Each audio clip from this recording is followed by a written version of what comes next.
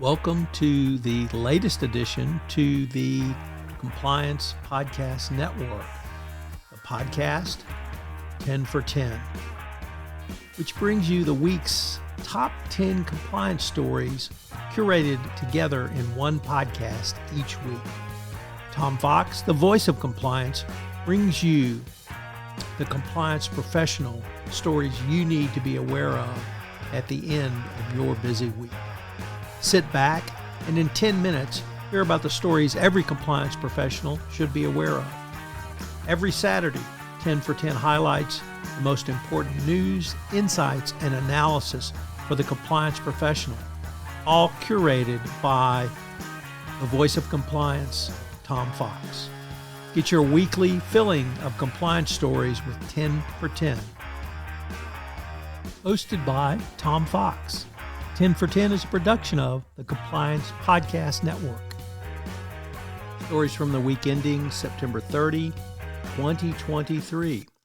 We begin with the long-awaited trial of the Cognizant Technologies executives, Stephen Schwartz, former chief legal officer, and President Gordon Coburn.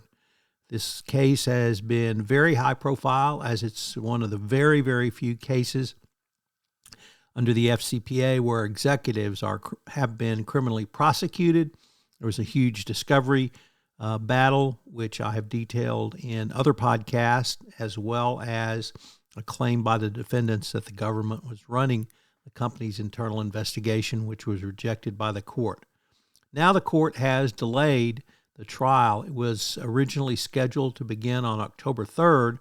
However, a key prosecution witness is not able to travel from India to the United States to give testimony due to the fact that the Indian government has seized his passport.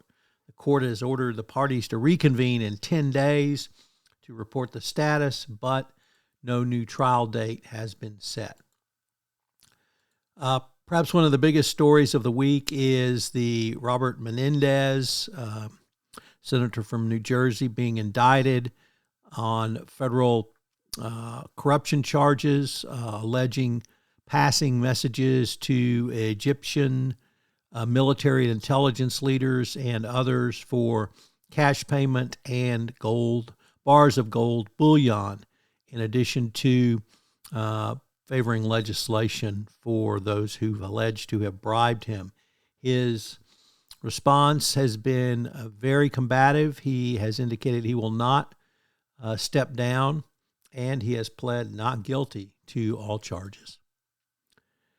Next up, the first of a couple of articles from the Financial Times, that the German Chancellor, Olaf Scholz, has waded into the Poland cash for Visa scandal, demanding an investigation into allegations that Poland turned a blind eye to officials operating the scheme. And he threatened to restore border controls to stop the flow of undocumented migrants from Poland into Germany. This is a part of what's called the waving through scandal, where Poland simply waves refugees through its country into Germany. Our second story from the FT is about Lina Khan, the head of the Federal Trade Commission, which has brought its first antitrust suit under her administration, charging serial acquisitions by private equity firms as a multi-year anti-competitive scheme targeting specifically anesthesiologist practices. The defendants are Welsh Carson, a New York-based buyout group, and U.S. Anesthesia Partners, a business it created in 2012 that acquired more than 20 anesthesiologist practices in Texas. The FTC said that the company carried out a roll-up scheme, systematically buying nearly every large anesthesia practice to create a dominant provider with power to demand higher prices. And in the first of two stories from the Wall Street Journal, the Risk and Compliance Journal, David Smagala reports that the UK financial regulator, the Financial Conduct Authority, has proposed actions aimed at increasing diversity and inclusion, including measures aimed at combating bullying and sexual harassment in the workplace.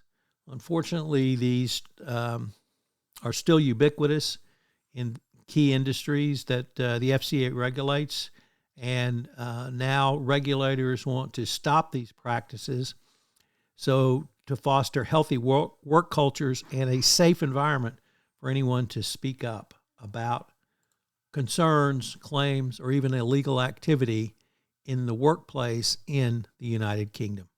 Our next is the second of two stories, which comes to us from the Wall Street Journal, Risk and Compliance Journal. This time, Richard Vandeford reporting that the U.S. government, the Treasury Department, Commerce, Labor, Department of Homeland Security, Office of U.S. Trade Representative have joined the State Department in publishing advisory that due diligence and professional services companies should weigh risks of operating in China.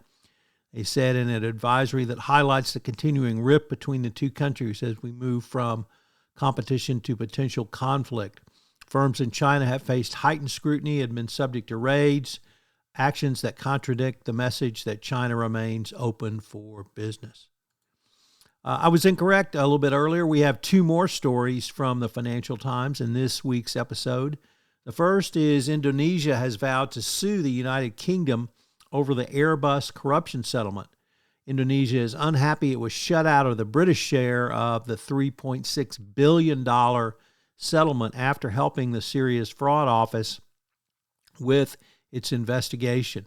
The part of the claim included kickbacks to executives at Indonesia's state-owned airline Garuda, and Jakarta has long complained that it was shut out of the settlement despite its help to the Serious Fraud Office. So, yet one more headache for the new head of the SFO.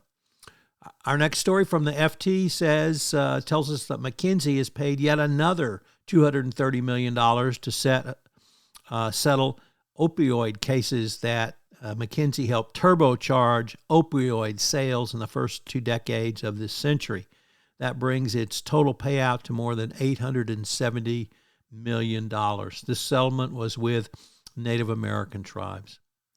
Finally, our last two articles come from Reuters. The first one reports that the former deputy head of the central bank in China has been charged with corruption in the continuing crackdown by the current government. The governor is the highest-ranking official at the People's Bank of China to be prosecuted under the anti-corruption drive to weed out corrupt officials in the financial sector. It said that he abused his position in receiving large amounts of monies for bribes, for sending monies to certain borrowers. And finally, also from Reuters comes a story about SBF. Yes, Sam Bankman-Fried continues to be in the news. And this one is not a very good newsworthy story for him because the judge hearing his case has indicated that he may be facing a, quote, very long sentence, end quote, if convicted at his fraud trial starting next week. The judge comments came just before he denied SBF's request to be released from jail temporarily during the trial to help out his lawyers mount his defense. The court found that he's a flight risk and that the court said, quote, your client in the event of conviction could be looking at a very long sentence. If things begin to look bleak, maybe the time would come when he would seek to flee. Much for listening to this episode of 10 for 10. As I mentioned in a prior episode, this is the one request I've received most often from podcast listeners of the Daily Compliance News to put together a summary at week's end so that every compliance professional can catch up on the news quite quickly. So I hope you will subscribe, rate, and review this new podcast addition to the Compliance Podcast Network family, 10 for 10. If you've got an idea for a podcast, I'd love to hear from you. I start many shows based upon ideas from listeners. So give me a shout. You can reach me at tfox@tfoxlaw.com.